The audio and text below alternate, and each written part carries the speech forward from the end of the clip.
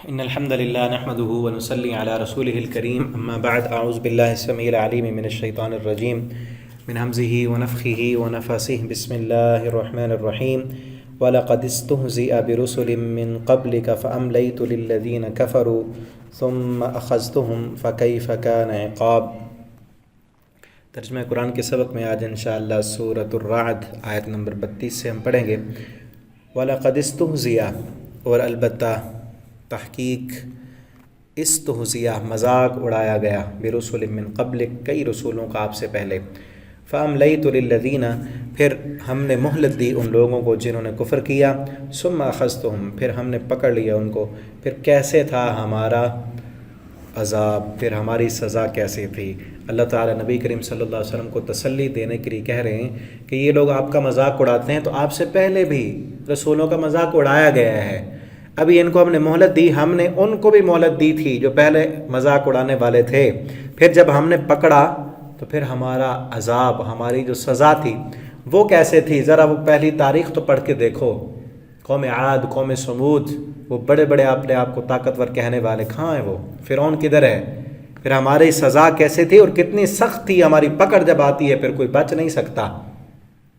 فَكَيْفَ كَانَ عِقَابِ أَفَمَنْ هُوَ قَائِمٌ، کیا پس وہ اللہ قائم جو نگران ہے، علی کل نفس، ہر نفس پر، بما کسبت، جو اس نے کمایا۔ اللہ تعالیٰ تو نگرانی کر رہے ہیں، ہر کائنات کا ایک ذرہ بھی اللہ کی نظروں سے اللہ اوجھل نہیں ہو سکتا، ہر انسان کے عمل، بلکہ عمل کیا، اس کے دل کی کیفیت، دل کے خیالات، سب اللہ کے سامنے وہ نگران ہے، اور اسی نے پھر اسی اپنے علم کے مطابق پوچھ گچھ کرنی ہے، سزا یا جزا یا سزا دینی ہے۔ وَجَعَلُوا لِلَّهِ، اور وہ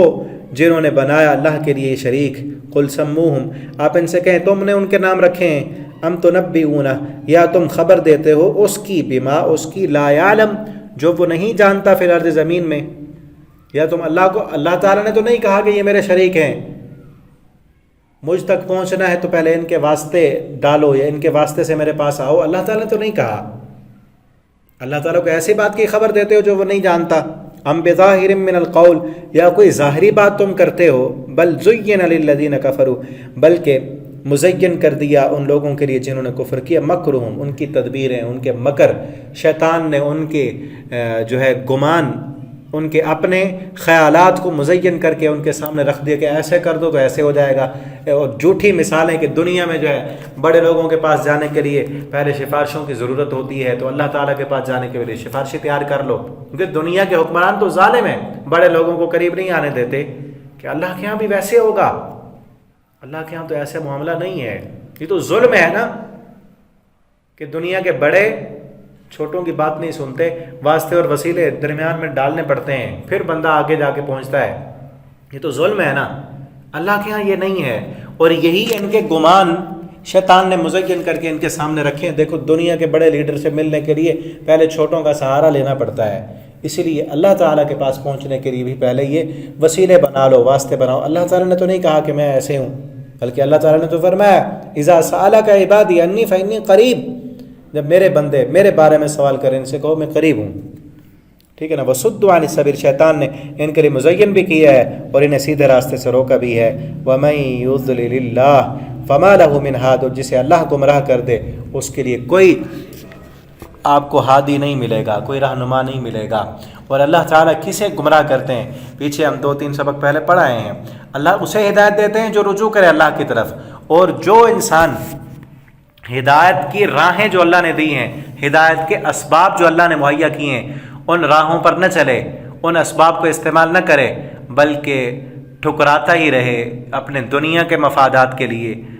اللہ کی جو ہدایت کی راہیں کھلتی ہیں ان کو بند کرتا رہے، نہ مانے،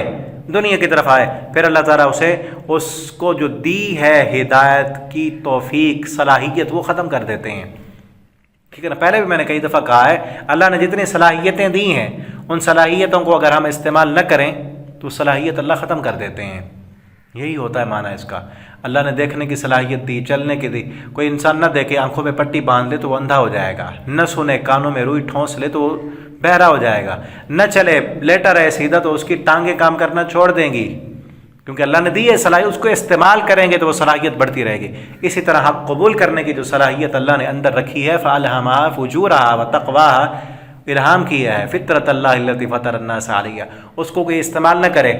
وہ فطرت ابھرے، اس کو دباتا رہے دنیا کے مفادات کی خاطر، فلاں ناراض نہ ہو جائے، یہ نہ ہو جائے، یہ نقصان نہ ہو جائے، تو وہ اللہ صلاحیت ہی ختم کر دیتے ہیں. پھر جب اللہ تعالیٰ صلاحیت ختم کر دیں تو پھر کون ہے اس کو ہدایت دینے والا؟ پھر تو اس کو ہدایت نہیں مل سکتی. اللہ تعالیٰ سے دعا ہے اللہ ہمیں قرآن پڑھنے، سمجھنے، اس کے مطابق عمل کرنے کی توفیق دیں. آگے انشاءاللہ اگلے سبق میں ہم پڑھیں گے. السلام علیکم ورحمۃ اللہ وبرکاتہ.